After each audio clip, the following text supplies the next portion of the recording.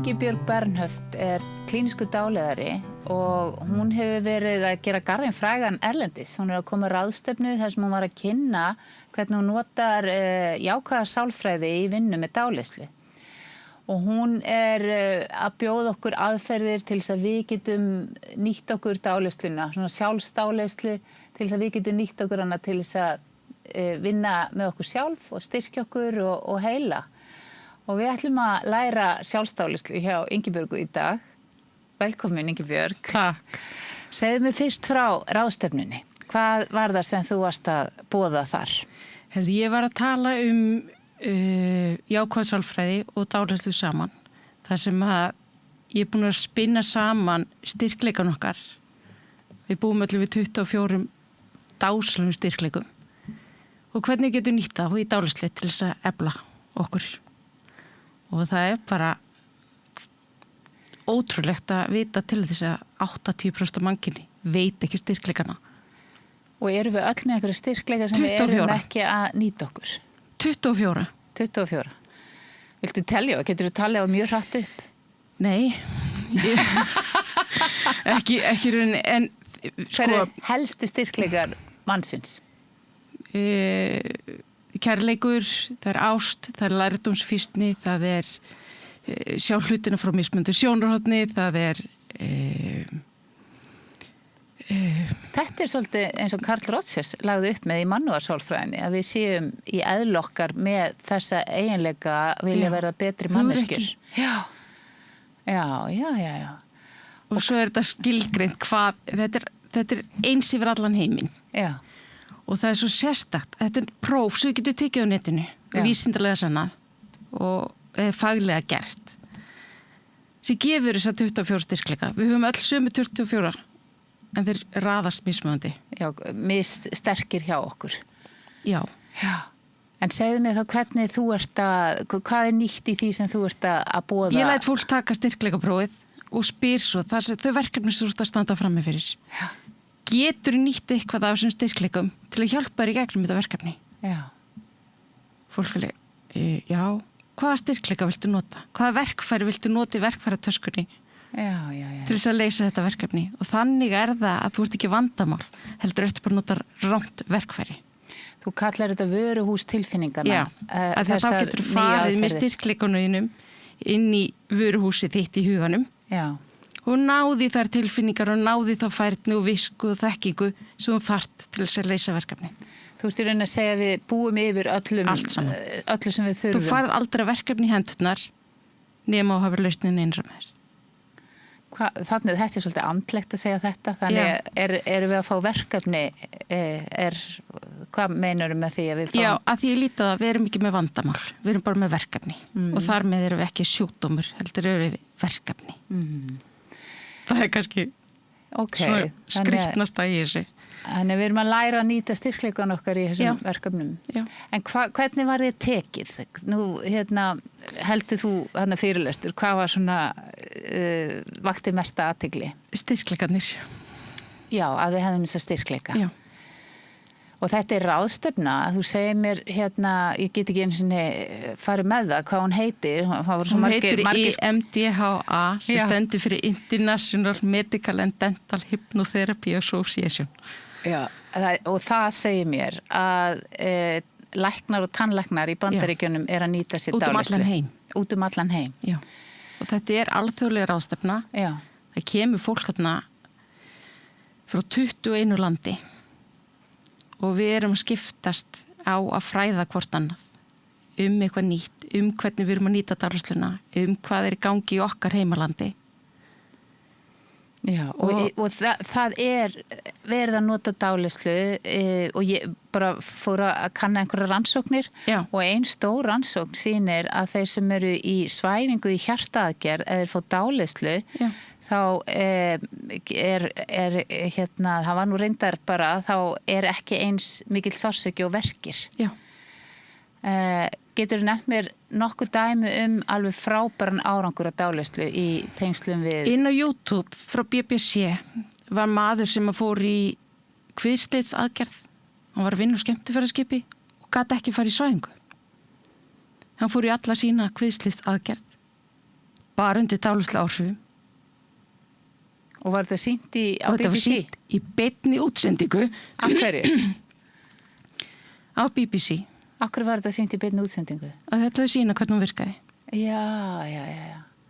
Þannig að það var verið að sýna, hann fór í uppskurð og eina sem að Og fékk var dáliðurinn dálisla. satt við höfuð hjá honum og var með hann í dálislu allan tíman.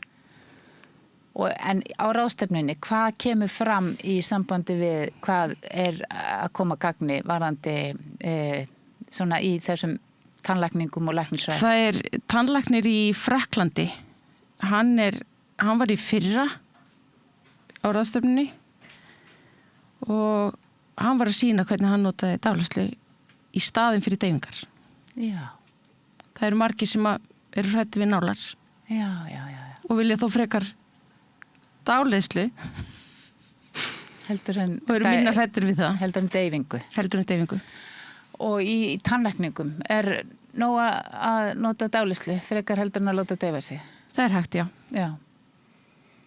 Og það er líka ef þú slakar á. Já. Segjum að þú eru að gera jaxl og þú nærð að vera með sjálfstálslu og slakar á.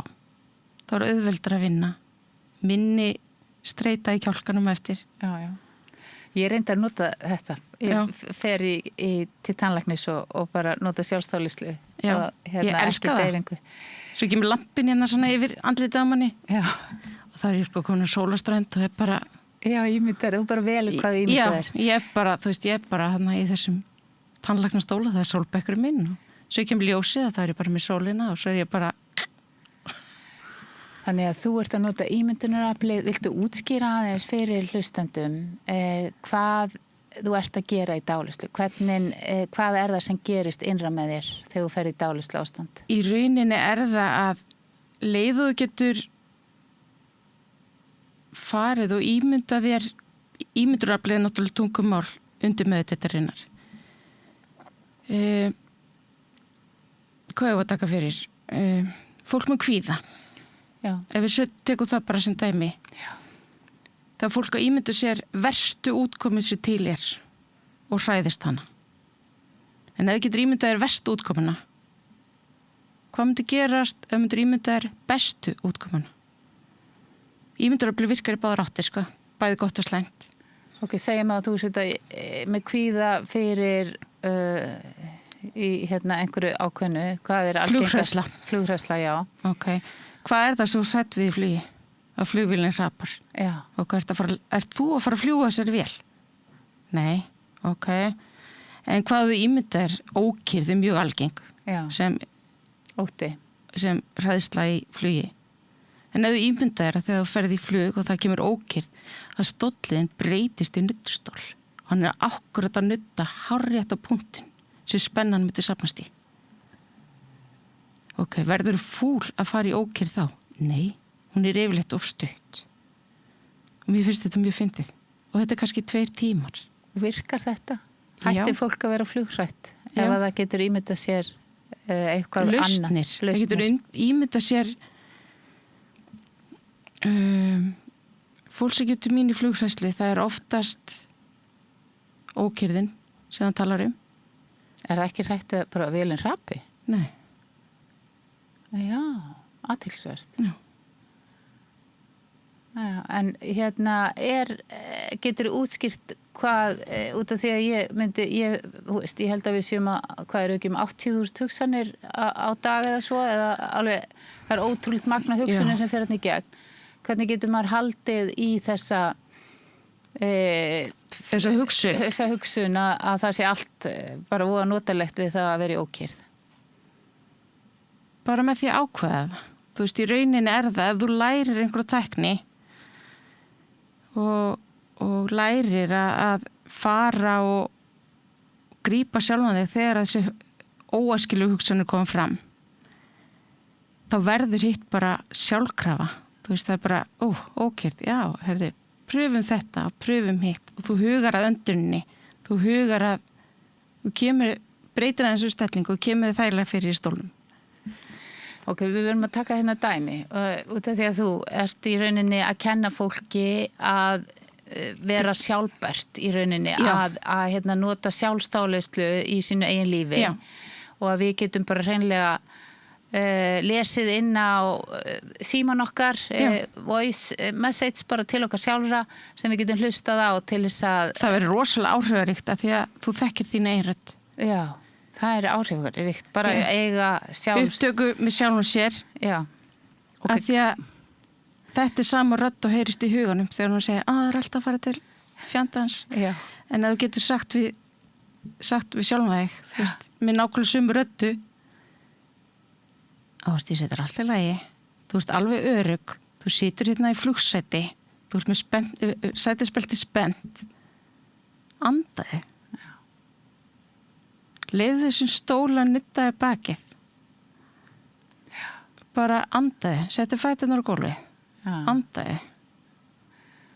Og það er bara ótrúlegt hvað þetta gerir. Þetta er gott ráð fyrir þá sem eru með flughræðslu. Bara lesa þetta inn. En hvað þarf að vera? Er ekki einhver innleiðsla til þess að róa hugan og komast nær undir meðutundinni? Jú, það er alveg, sko, fólk getur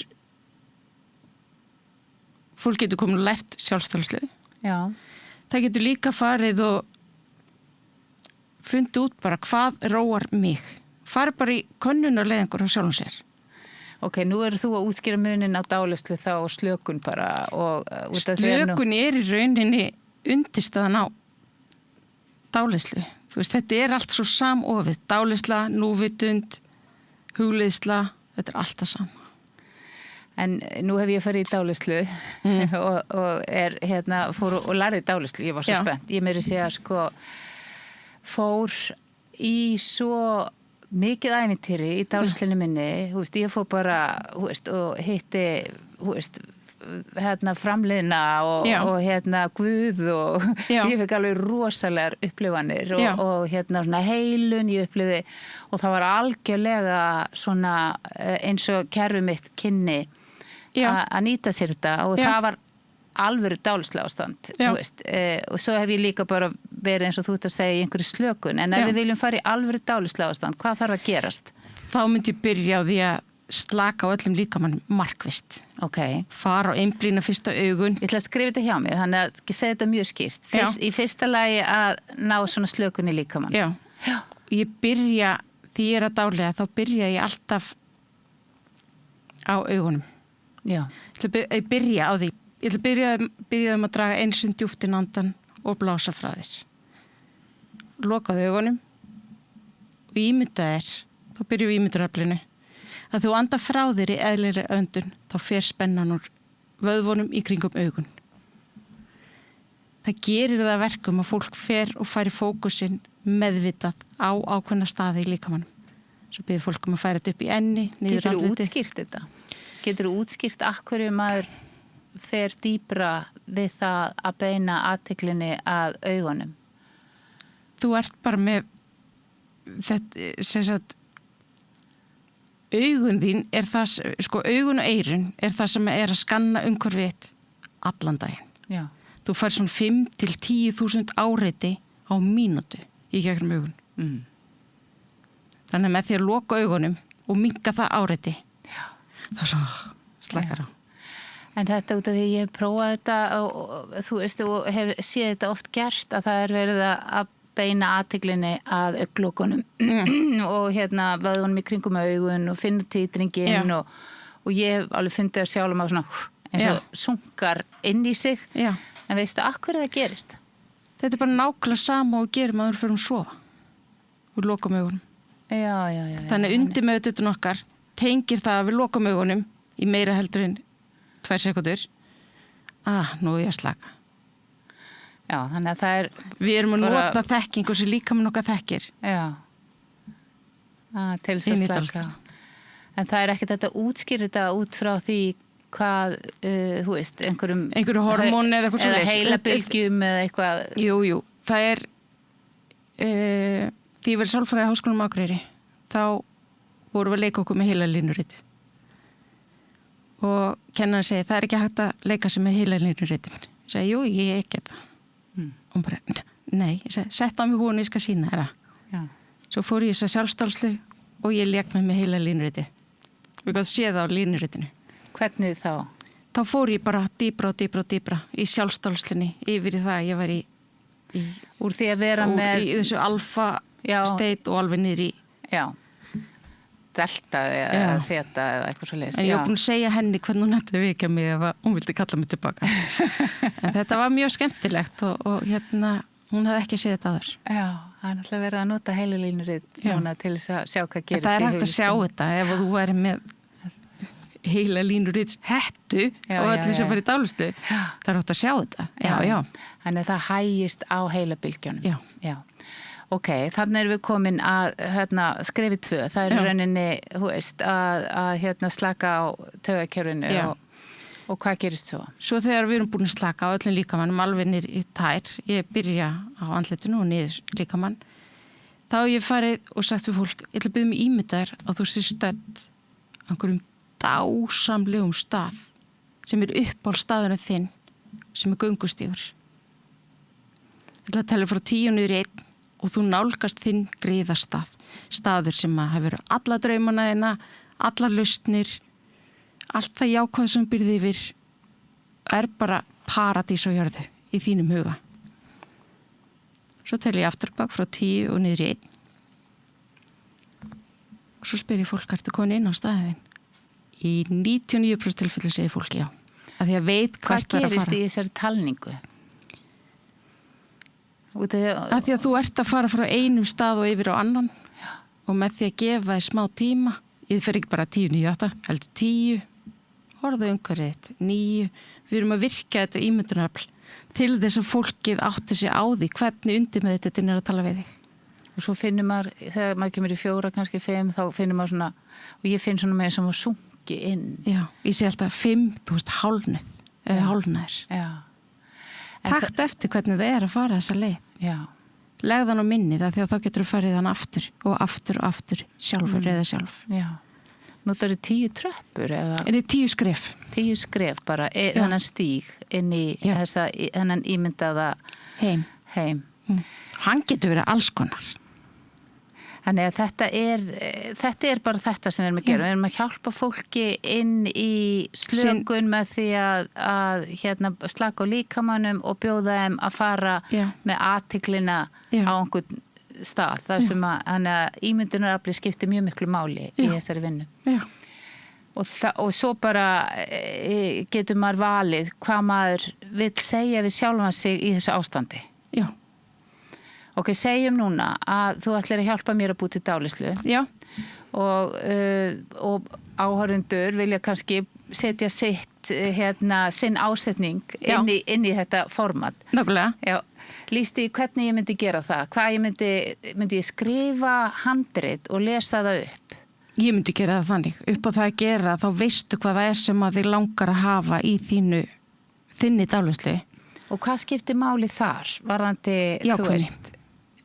Jákvæðni, og því að nú erum við að fara að tala við undirmeðvitundina. Já, þú vilt tala fallega við undirmeðvitundina þína að því leitum til, þú vilt ekki fara inn í einhverju hugleiðslu og brjóta þig niður. Ég meina, til hvers ættur að gera það? Og hvernig, hjálpa okkur nú aðeins að skilja undirmeðvitundina? Undirmeðvitundin er, hugurinn okkar skiptist í 2. Meðvitaði hugurinn sem við notum þegar við erum að skipuleggja, kortleggja, plana og þurfum að skoða alls konar scenarió. Og undirmeðvitundin er 90%. Ok, núna segja á ráðstöfnum erlendis, nei, þetta er ekki svona, þetta er alls konar, þú veist, skilgreiningar 95 og 5%. Það skiptir ekki máli. Það er stærsti hluti hugarstarfsins er í þessum meðvitaða. Þetta er raunin eins og við segjum, þú veist, í sálfræðinni tala ísjakan. Þú sérð 10% og 90% eru falin undir vatnsyfirborðinu. Já, svona hugsanir sem við verðum ekki einu sinni vör við eru alltaf þarna í gangi. Já, þú veist, hvað er það? Það er einhver hluti af undirmeðvitað sem séum hárið okkur vex, neglurnar vaxa, hjartslátturinn í lagi, þú veist, blóðrásin í lagi. Og svo er oft sem að ratar eitthvað þarna inn sem á ekki að vera. Er ekki að skila okkur neinum hagnaði, er ekki að skila okkur neinum áfunningi. Ok, tölum aðeins það, út af því að það er eitthvað sem við þekkjum öll. þú veist, einhver svona Það þarf bara að forrit henda sem því. er að trubla Já. það að við getum einhvern veginn gert það sem er rétt og gott fyrir okkur og Já. við hugsum neikvætt. Það er þá ákveðin forritun sem á sér stað í undirmeðvitundinni. Já, ég tala ekki um forritun, ég tala um þætti að því að minnst forrit ekki vera jákvætt. Já. Það þýðir einhver hafi installerað einhverju hjá þér. Já, en er það ekki svolítið þannig? Þetta gildur líka verið eins og kvísluleikurinn. Þegar vorum í gamla daga hérna, þegar við fórum í kvísluleik og kvísla orð svona í hóp, rataði ekkert alla leið. Rétta orðið, eða kom margir krakkar. Já. Manstu ekki eftir þessu leik? Jú. Já, og svo kvíslaði maður eitt orði eirað og hann átti að fara með í næsta og þá brenglaðist einhver stóra leiðinni. Já, þú meinar að maður geti miskilið. Og það getur gert nákvæmlega eins með undirmeðvitundina, eitthvað sem við höldum að hafa verið, en var ekki. Þetta er enda mjög áhugavert og líka út af því að dáleiðsla er ekki notuð í réttarkerfinu út af því að það er litið svo á að það séu falska minningar. Já. Og einmitt svona skekkjur í forritunum eða í þessari innrætingu. Já, þessari upplifin eða þessari mynd sem við málum upp í huganum. En það er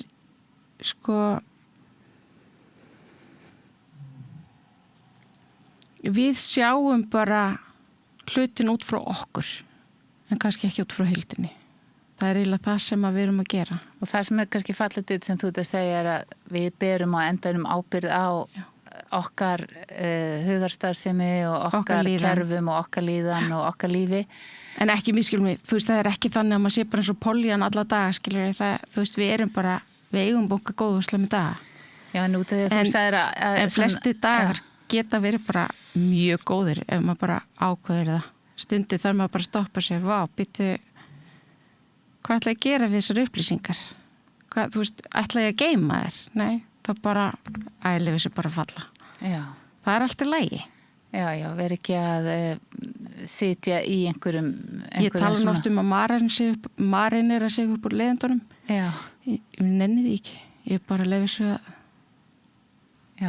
að fara fram hjá. En þú sagði nefnilega að á ráðstefnu hefði svona yfirskriftin verið Be the Change. Já. Það sem er verið að vitni Gandhi. Já. Og þá er það taktu svolítið ábyrgð á þér og heiminum. Já, í rauninni snýst þetta það. Við erum alltaf að bíða eftir einhver bjargi okkur. Í staðan fyrir að koma sem björgunarmaðurinn sjálf. Þú veist, við erum alltaf að bíða eftir einhver komi lausnindan til okkar. Veistum einhvern sem gengið nákvæmlega í gegnum þitt líf? Nei. En af hverju á hann að bjarga þér, eða hún? Það bara þekkir ekki öll tækin og tólun sem þú hefur. Eins og þú styrkleikarnir þínir. Þú ert með 24 frábæra styrkleika. Við vorum að taka nákvæmlega sama prófið. En röðin á styrkleikunum okkar er mismunandi. Það talaði að efstu 5 styrkleikarnir okkar á þessu prófið, þetta er VIA. Efstu 5 styrkleikarnir eru svona kjarnin okkar. Þetta er svona þeir styrkleikar sem við grípum í flest öllum svona aðstæðum sem við erum í. En kannski styrkleikum 6, 7 og 8 miklu betri. Ok. Þannig að það er... Hvað 5 styrkleikar eru eftir hjá þér? Hjá mér var það kindness, þú veist, ég er náttúrulega bara með, að því ég er bara alltaf með þess að fyrirlestur á ensku, þá er ég bara með þessi orð á ensku. Ég var með kindness, ég var með perspective, ég var með spirituality. Jesus, ég man ekki hérna. En þú veist, þetta voru allavega svona... Helstu styrkleikar. Og hverjir heldur séu bestu og mikilvægstu styrkleikarnir?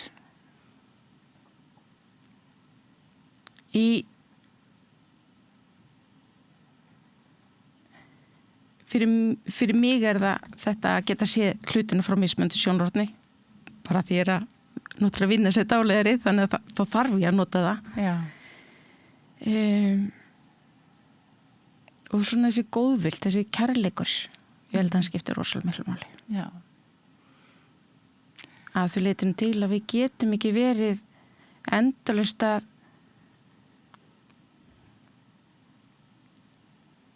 þú veist, ég held að við þurfum bara að hjálpast aðeins meira að, ekki rífa hvort hann niður. En hvernig gætu við til dæmis ef við vildum hafa kærleika svona sterkari hjá okkur? Já. Hvað myndum við gera í því?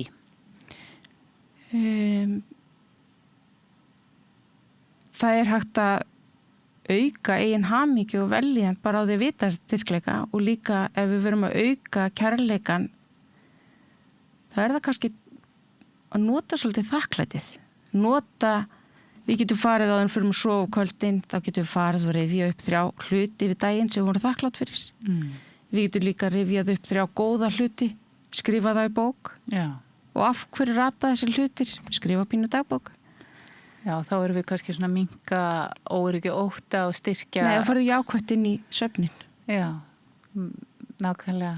Þakklæti mjög ofarlega í þessum hamingju tilfinningum. Og eins 3 góðir hlutir. Ok, ef það eru 10 góðir hlutir yfir daginn, veldu 3. Já. Af hverju áttu að velja 3? Af því að þá ertu farin að setja athyglina á eitthvað trend. Já. Nákvæmlega eins og við setjum í dálæslinni, byrja á augunum, færðu yfir allan líkamann, en að einblína á bara 3 góða hluti, síðan það kannski á upplifðu dag, sem bara, ég man ekki eftir neinu. Lestu það bókina hérna? Það getur fengið lánað. Já. Og þetta var alveg, ég upplifði þetta líka í dag, ég get alveg skrifa það. Þannig að þetta Já, það oft eins og við munum ekki alveg eftir því, tökum ekki alveg eftir því öllu sem var gott. Já. Þannig að við þurfum að staldra meira við það. Það svona eins og kerfin okkar hafi tilhneigingu til þess að fari þar sem þarf að laga og bæta frekar heldur en það sem í lagi. Já. En segðu mig, hvernig þessi, ef þú ætlar að kenna mér núna að skrifa handrit að dálæslu og ég ánefnilega eitt verkefni sem ég að fara gangi í á morgun. Viltu aðstoða mig við að búa til dálæslu fyrir það? Ég sko nikotínfíkill. Ok. Og ég nota hann úti með ADHD, þá nota ég nikotín mjög mikið til þess að svona stilla með að það svona hefur verið mín leið til þess að búa til svona smá fókus. Já. Og og ég alveg að vinna með nú ætlum ég bara að leita ráða hjá þér eins og ég var að koma til þín sem klient. Ég með í svo ADHD ég búin að komast að því að ég hef tilhneigingu til að vera búið til spennu í kerfinu mínu, vera á síðustu stundu, vera einhvern veginn að raða og þétta dagskrá og merkilegt hvernig og ég finn alveg þegar það mikið líku við þá verð ég svo skýr og ég verð svo hnitmiðuð og það gengur svo vel og ég svo einhvern veginn snögg að vinna og gera hluti bara hratt og vel og þetta bara trúlega eins og að taka svona spýtt konserta eða eitthvað svo leiðis. Þannig að ég er búin að koma mér upp mínum aðferðum til þess að vinna með en núna langar mig að geta verið í ró og samt einhvern veginn fungerað án nikotíns og án spennu. Geturðu hjálpað mér með þetta? Já. Hvað myndirðu græða á því að losna algjörlega við nikotíni? Ég myndi fyrst og fremst komast í meiri slaka í kerfinu mínu. Ég finn til dæmis hvernig ég keyri mig upp í svona spennu, ég finn svona nút í hálsin, ég finna skjálftinn. Nei, ekki minn engin skjálfti en það svona bara ég að tjúna mig upp og það kemur ró í kerfið og nú ég komin á þann aldur og ég finn að það ekkert gott fyrir mig lengur að vera í spennu ástandi og ég á til að ég kemst í rosalega fókus þegar ég búin að koma mér upp í spennu ástand og ég á til að vaka fram eftir á nóttin að vinna og þegar þá ég með svo góðan fókus og núna finn ég meira fyrir því og mér langar bara að geta farið að sofa klukkan 10 í rólegheitum og unnið verkefni mín á þess að fara í spennu. Já. Hvað ætlarðu að... Þarna myndi ég fara og setja í handritið innleiðinguna. Það þetta, þú veist, að slaka á líkamanum, við kallum það innleiðingu. Og það sem sagt innleiðing í slökun, innleiðing í dáleiðslu.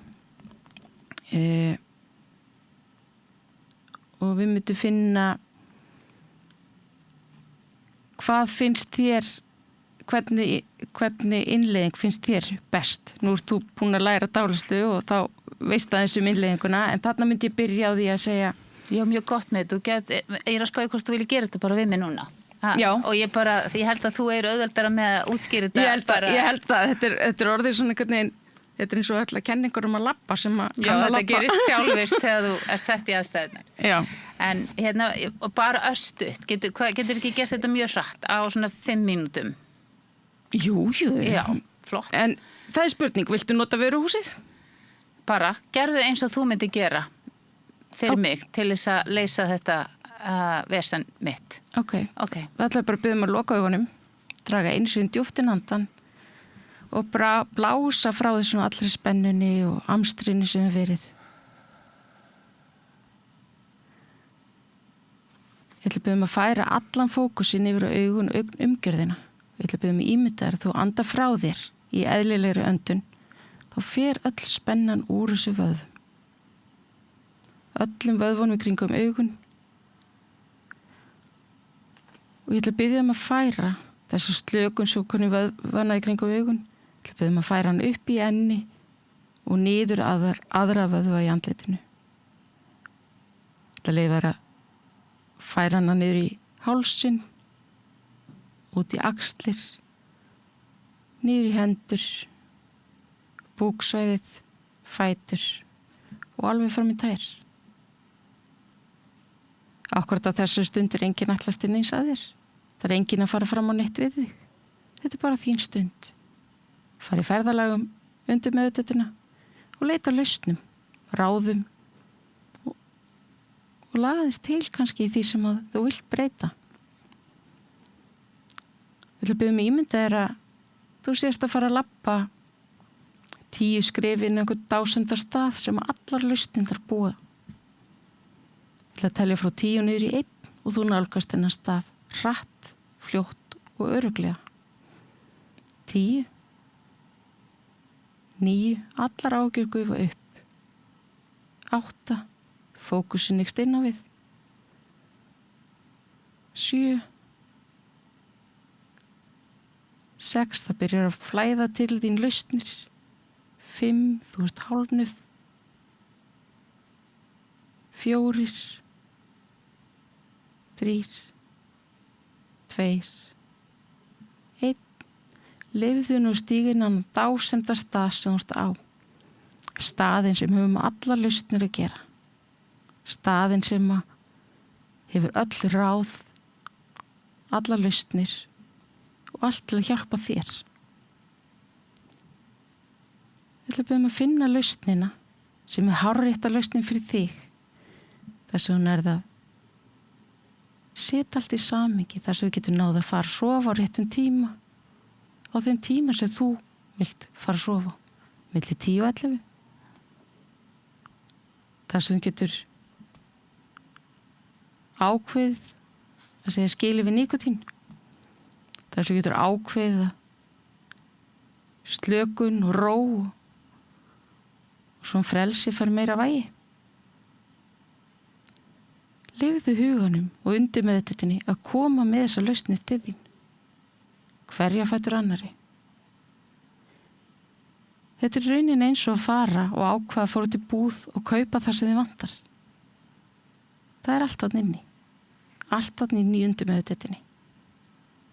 Ef þú getur keypt frelsi frá nikotíni, í hvernig umbúðum verið það? Hvernig verið pakkinn? Náðu eins mörg eintöku þú þarft. Þú sérfræðingurinn í þér og það er enginn sem þekkir betur en þú sjálf. Það er gaman að þessu. Leyfðu þér að njóta, sjá alla þessa fegur sem býr innra með þér. Allar þessar lausnir. Allar þessi kraftur. Takt eftir því hvað sterk. Takt eftir því hvað öflug. Þú getur þetta að þú vilt það. Undir meðvitundinni lausnir, ráð og tækifæri. Það er þitt að taka á móti þessari gjöf sem undir meðvitundinni gefur.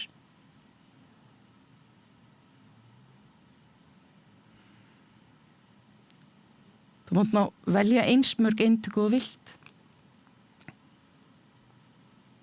Og þetta snýst í raunin það að auka magni á því sem þú vilt. og allt til þess að þér líði sem best. Allt í átt að því að þú náir þínu markmiði. Laus við nikotín og allt í svona jafnvægi.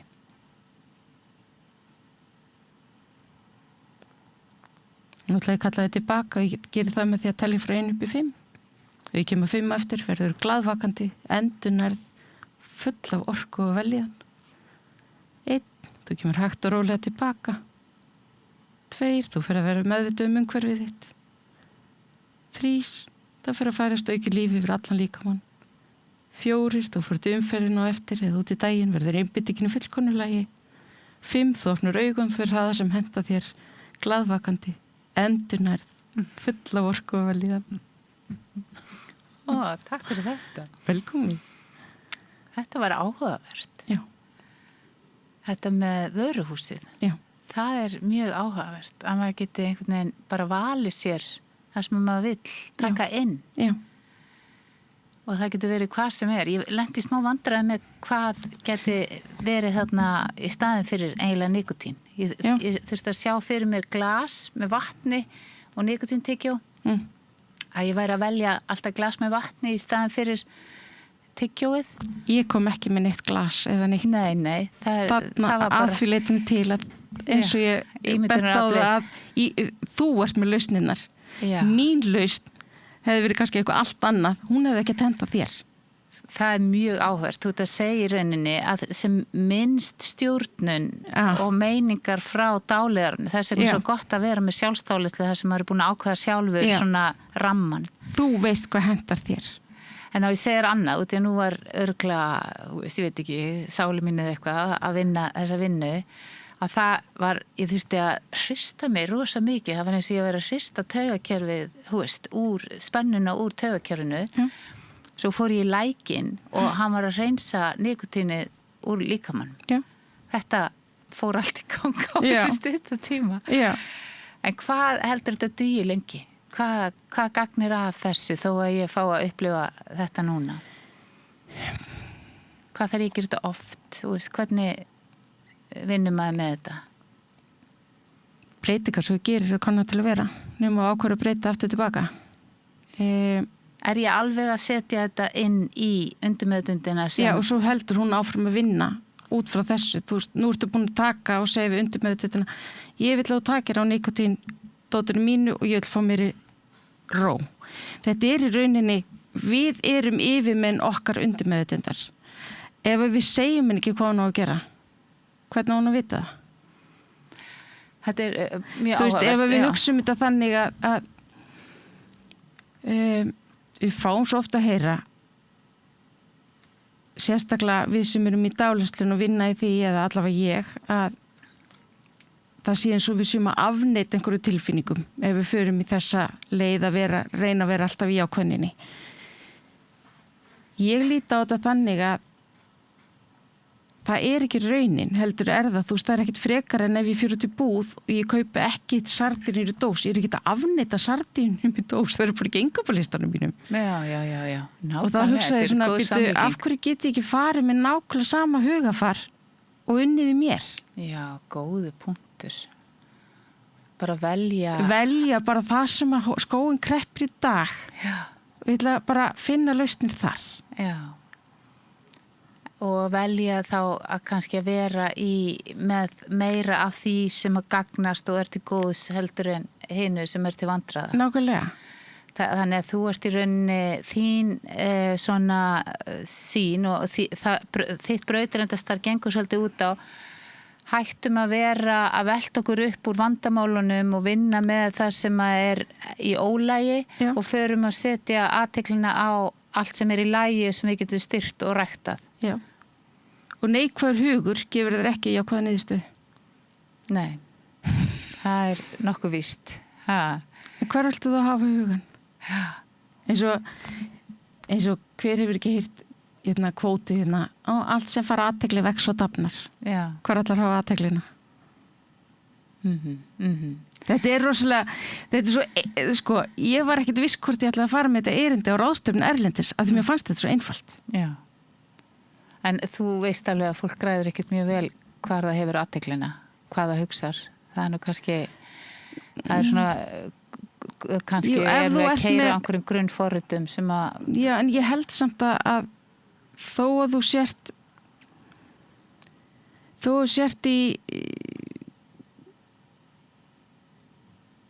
sért í neikværu hugsun núna, þá getur samt ákveðið, ég ætla að taka eitt atriði fyrir, ég ætla að breyta því, ég ætla að finna lausn. Við erum ekki þannig að við séum að fara í,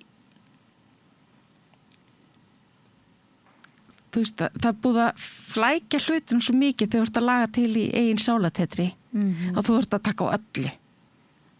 Þú mátt bara velja eitthvað eitt. Í einu. Þú veist, þú þarft ekki að kaupa mánaðar innkaupina því vantar mjólk. Þannig að þú ert að kenna fólki hvernig það getur beint huganum... Smætta vandamáli og tekið bara eitt bit í einu. Nefndu dæmi, einhver hugsun sem að sækir á fólk. Það kemur einstaklingur í daglegstu tíminu og segir, herðu, ég er bara svo kvíðinn og svo er ég svo stressaður og svo er ég bara alveg að drukkna í vinnunni og ég er bara algjörlega leiðin í burnout og svo er bara með peninga ágjöra því að bíllinn minn er að bíla og svo er ég og ég bara, og ég skrifum þetta allt niður. Við erum komin 20 atri. Já. Við tökum ekki 20 atri á klukkutíma í dagleyslu. Ég ætla ekki að íta manninu fram á brúnin og hvað skiptir mestu máli akkurat í dag? Já. Streitan. Ef að taka á henni. Já. Ef þú tekur á streitunni. En þetta með hugan og hugsanirnar út af því að ég held að það sé svo margir sem streitan þarna sé lykillinn. Já, ok. Að ef streitan er komin í lag, þá minnkar allt hitt. Ok, en þetta með hugan út af því að það er alveg ljóst. Bæði þú og ég stöndum okkur að því að við erum að hugsa einhverjar neikvæðar hugsanir og við vitum að stærstu hluti hugsan okkar eru neikvæðar í eigin garð og það er bara ekkert sem við veljum. Og við getum ekkert svo auðveldlega skiptum út fyrir jákvæðar þó að við viljum það og trúðu mér maður hefur reynt í mörg ár. Þannig að hvað leggur til þar þegar þú segir við eigum bara að hugsa jákvæðar hugsanir? Í rauninni er þetta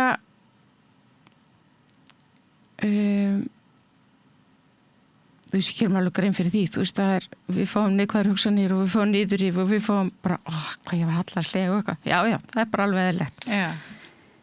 En breytast hugsanirnar þegar við erum búin að breyta kannski þessu sem liggur til grundvallar? Já, það er í rauninni, þú veist, ég get bara tekið mér varst bara einhvern veginn, þú veist, ég er komið hérna og ég er komið fyrsta skipt í sjónvarp, skilur við. Ég fekk bara svona leiðin upp í tök, þú veist, af hverju ég að fara þarna, þú veist, hvað er, þú veist. Já, þú vorst að dæma þig. Ég fór alveg þar. Já. Og svo bara leiðin að keyra hingað þá bara fyrir ekki Ingibjörg, af hverju hagar þér svona? Já, þú áttaðir þig á hvað varst að hugsa og snerir þig við. Já, ég til dæmis myndi aldrei borða sardínur í dós. Já. Og ég segi bara fyrir ekki að ætlar að vera sardína. Já. Þú veist, ég tala svona við mína undir með þetta. Já. Ég tala við henni eins og vinkonum mína, sko. Já. Ok, það er kannski mín dálisla. Já. En, þú veist, en það er nú í samræmi við allar hugmyndir svona self-compassion eða sjálfsvinsemd sem að við erum að læra það betur og betur að það er mikilvægt að vera góður við sjálfan sig og hugsa fallega til sín og tala við sig. Það er eitt að vera góður við sig og það er annað að vera meðvirkur með sér. Já. Maður þarf að skilgreina sig þar á milli og það er ekki eitthvað sem ég get kennt. Það er bara eitthvað sem að þú finnur hjá þér. Ef þú ert í góðvild við sjálfan þig sem ítir undir það að þú ert tilbúin að stefna hærra, þú ert tilbúin að fara út fyrir þægindarhringi til að læra nýtt. Já. Þá er það gott. Já, en ef þú ætlar að vera góð við þig bara þú veist eins og ég er svo bátt, ég ætla bara að fá mér rjómatertu en þú ert að reyna að grænast þá ert ekki að hjálpa þér, skilur við. Má ég núna augra þessu aðeins? Já. Heldur þú að ef að við erum virkilega svona hvað ég segi, góðum jákvæðum tengingu við okkur sjálf er ekki líklega að við gerum það sem er gott fyrir okkur? Jú, en núna var ég tíma allt of þung. Já. Mér leiði ekki vel. Já. Þá vildi ég ekkert vera séð. Já. Og ég líti á þannig að Og hvernig lagaði þú þetta hjá þér? Ég fór í efnaskiptaaðgerð. Já, þú gerði það. Já. Fékkst bara hjálp. Ég fekk bara hjálp. Og fórstu í svæfingu eða? Ég fór í svæfingu. Ég fór bara þess að hefðbundnu leið. En ég sé ekki eftir því. En hefur ekki getað leyst þetta með dálislu? Jú, ef ég hefði tíma. Já, þú meinar Já, það? ég var bara búin að vera að fara illa með líkamann of lengi. Já, hvað segirðu? Ég var 60 kílóum þung og ég hafði ekki tíma. Ég var komin með fylgikvilla. Þannig að ég bara þurfti að fara og þá þurfti ég að fara í sjálfstæðslu og fara í sátt við þessa ákvörðin. Já. Og bara er ég að gera rétt eða er ég að gera rangt? Er eins og þú segir sátt við og þú ég heyri að spirituality var framalega hjá þér, ertu einhvern veginn í tengingu við alheimsorkuna í þessari vinnu? Ég nota hana alveg mjög mikið í minni eigin vinnu. Já. Og en ég er ekki að nota það nema ég viti það að viðkomandi viðskiptavinur eða skjólstæðingur vilji það. Já, en ég segir svona, ertu kannski upplifur svona eins og skilaboði, innsæi eða einhverja svoleiðis? Ég kalli þetta innsæi. Já. Og og við þurfum bara stundum að hlusta okkur sjálf. Við erum endalaust á fleygiferð að þjóta en ekki kannski að pæla í því hvað það er sem hvers þarnast ég. Og þegar ég var í ákveð sálfræðinni í endurmenntun þá var talað að það var svo skrítið að fara mér var svo skrítið að fara í núvitundaræfingarnar hvers þarnast ég núna. Þessi dáleiri þá var þetta mér erfitt. Já, það. Og ég hugsa, hvers þarnast ég núna? Ég vildi fara að laga eitthvað. Já. Það var ekki það sem ég þurfti. Ég vildi vera bara að anda. Það er bara að anda. Og mér langar svona bara rétt í lokinu út af því að tíminn okkar er að klárast að taka utan það þegar ég ætla að nota þetta sem þú kendi mér hérna áðan. Já. Væri ráð fyrir mig að skrifa það upp og lesa það svo inn og svo lesa spila það reglulega. Spila það kannski einu sinni á dag, kannski 3-4 daga. Eiga þetta, ef þetta kemur upp aftur, þá getur þú tekið aftur 2-3 daga. Já. Eða rifja þetta upp. Það þarf ekki mikið meira. Þetta er spennandi verkefni fyrir mig. Nú kemur í ljós hvort þetta virkar. Já. Og takk kærlega fyrir komuna og fyrir viðtalið og við sjáumst aftur á morgun. Ég heiti Kristinn Sigmundsson og styð Samstöðina. Samstöðin er óháð sjónvarpsstöð sem fjallar þjóðfélagsmál á vandaðan og yfirvegaðan hátt. Ég skora á ykkur að styðja hana með því að gerast áskrifendur. Samstöðin er ómissandi.